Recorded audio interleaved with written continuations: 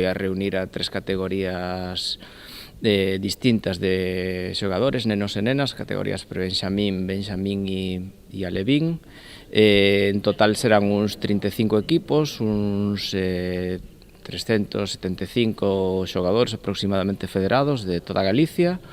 A competición comeza co partido Umia Pontevedra ás 9 da mañá do día 28 en categoría pre-benxamín e cerrará en categoría alevín feminino a final o día 4 de xaneiro ás 7 da tarde.